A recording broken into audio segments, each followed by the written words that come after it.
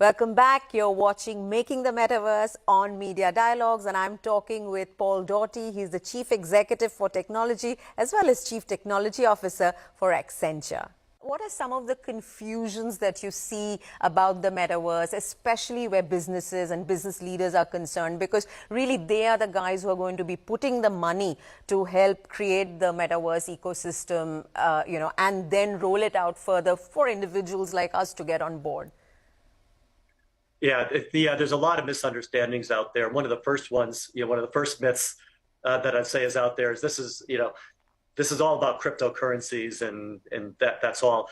It's much broader than that, as I've talked about, and it's about far broader range of technologies that's creating the metaverse. The second, misunderstanding or myth that's out there is this is just about gaming and consumers. And yes, gaming and the consumer applications are really exciting in terms of what's happening, and in some ways are leading the way. But this is about moving from consumer through worker, any type of work or worker that you have, and how jobs and the human potential and what we do can be transformed. Healthcare, manufacturing, other areas that I've talked about.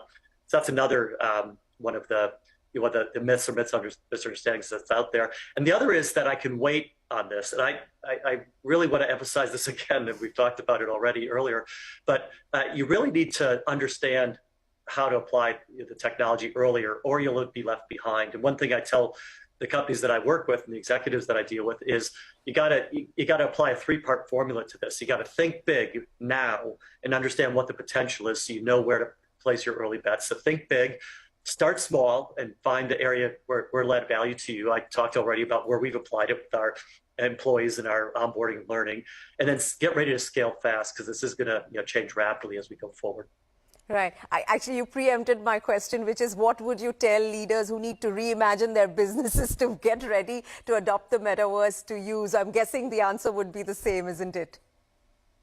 Yeah, it's the same. And I think, I can't tell you the number of companies over the past 20 years that have come to me and asked, I missed the e-commerce wave, and, the other giants beat me out there. I missed the social commerce wave, whatever it might be. And now's the time for companies to get ahead in what's going to be the next and even bigger wave. And that's why I think it is an imperative to think through this now, even if this isn't the biggest investment you make as a company in the next year, and it probably won't be for many. Now's the time to understand what moves you need to start making, what talent you might need to hire, what education you need to do, how you might need to adjust your strategy and start those moves for the future. Right.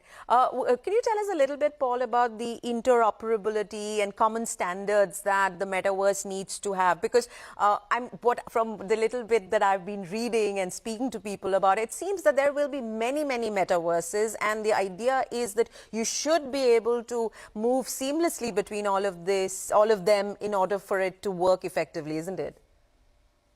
Yeah, this is a really important question, and we believe, and our view is that the metaverse needs to be an open environment, because we're only going to serve the needs of people and citizens around the world if we have interoperability and an open metaverse environment. Not everybody is on board with that, as is typically the case with technology. Technology and technology revolutions, but we firmly believe in an open approach and open standards around this, which is why we, when I announced and launched our vision this year, I had Tim Berners-Lee, the founder of the World Wide Web, on stage with me talking about the importance of an open approach to it. We're very active in the Linux Foundation with new efforts that are underway around open standards for open wallet and interconnectivity around these technologies. Critically important, and we're a big advocate for an open approach to this, and we'll continue to do so. And a related point that we haven't talked about a lot is that's on that same theme is the need for a responsible approach to the metaverse, which we can get more into. But just like any technology, the metaverse has tremendous potential and tremendous upside, but it's got some risks, and we need to make sure that we're proactive in taking a responsible approach. Do you see regulators having to play a role at this point of building the metaverse about these standards and about, safeguarding people from some of the vulnerabilities that might, occur as a result of being on the metaverse? Yeah, I think what's important is to set the guardrails around a responsible approach to the metaverse. There's issues that are really three categories. One is around trust, and that gets into security and securing information and such around the metaverse, and the work that companies and regulators are doing already around data and data privacy and such, I think just needs to be extended. The second area of focus needs to be around safety. Access to information, safe content, integrity of content that's in the metaverse, the experience of, say, children and others in content they can access, and that's a big concern. Needs a different approach that companies need to take responsibility for, and regulators will play a role in as well, and are already active in it. Again, needs to be extended to the metaverse. And the third area is around sustainability, because there's been a lot of talk about how cryptocurrencies and metaverse can consume tremendous energy resources, and that's true.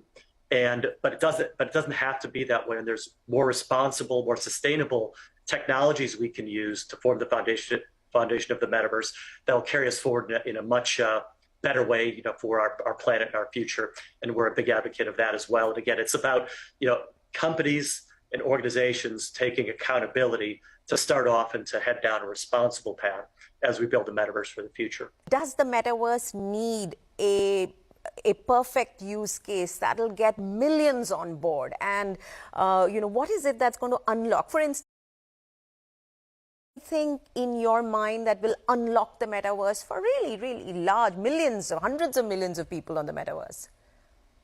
So it's a great question. I'm not sure I have the perfect crystal ball on that one, but I think one thing that will unlock it is what you mentioned earlier, or you asked about earlier, which is an open approach. So right now, there's a lot of different places you can go to in the metaverse, and you kind of have to set yourself up differently in the different places.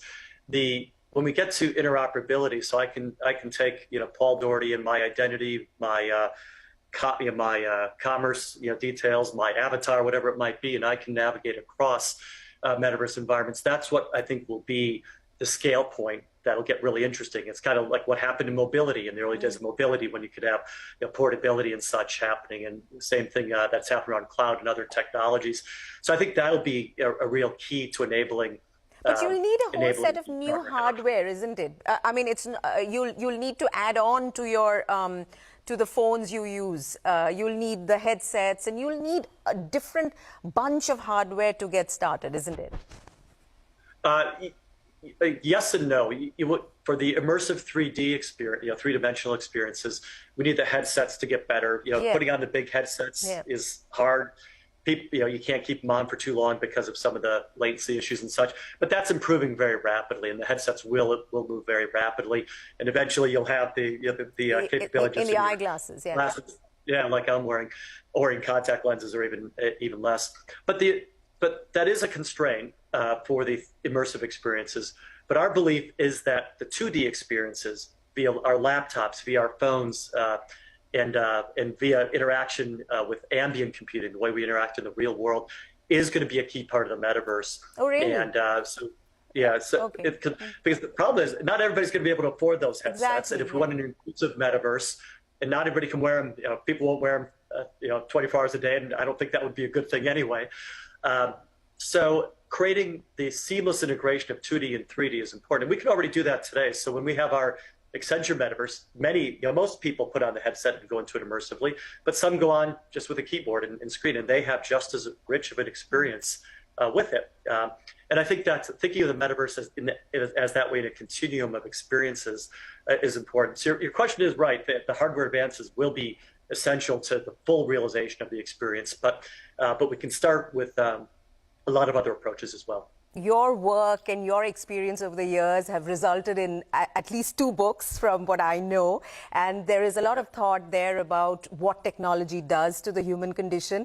I'm curious, while the convenience that the metaverse will offer on various fronts are very, very obvious, and they will get proven as we go along, how do you feel at a philosophical level about the fact that the metaverse is going to encourage people to sort of stay in virtual worlds, or really inhabit virtual worlds so fully that perhaps the physical world will be a lonelier place? Do you want to weigh in on that philosophically? Because I'm sure there is a lot of thinking on things like this.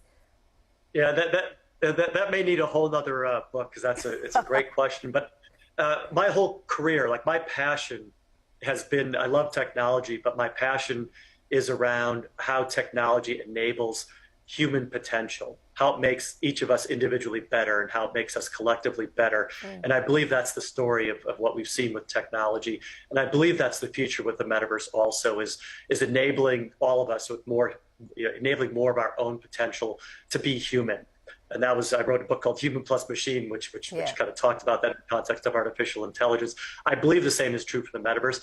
I believe that's why the way we design this and build this capability is so important, so that we enhance real world experiences. We build more opportunities for human connection, and we really maximize, the skills and talent and potential that each of us have. That to me is the power of the metaverse. It's not about Ready Player One with people with headsets never talking to each other.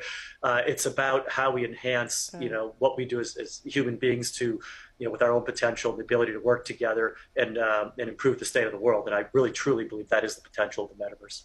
Well, more power to your words, Paul, and good luck to everyone at Accenture and all you guys building the metaverse. We, as lay people who are going to start using the metaverse, we want as much information as we can get about it so that we are prepared when it's rolled out across, different spheres of life. Thank you very much for joining us. Thank you. It's been a pleasure. Thank you. And thank you for watching. Look out for another conversation on Media Dialogues on CNBC TV 18.